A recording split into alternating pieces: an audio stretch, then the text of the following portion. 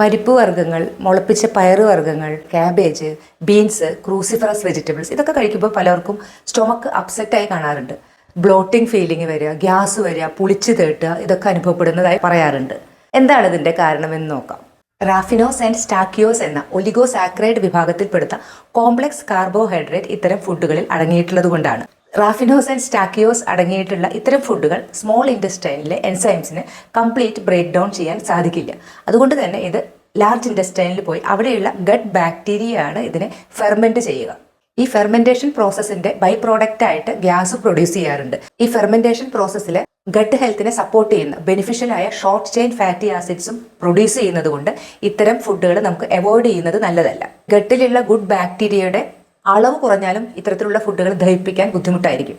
ഇത്തരത്തിലുള്ള ഫുഡ് കഴിക്കുമ്പോൾ അസ്വസ്ഥത നമുക്ക് ഒഴിവാക്കാൻ വേണ്ടി ചെയ്യേണ്ടത് ആദ്യം കുറേശ്ശെയായി ഇത്തരത്തിലുള്ള ഫുഡ് സ്റ്റൊമക്കിനെ ശീലിപ്പിക്കുക.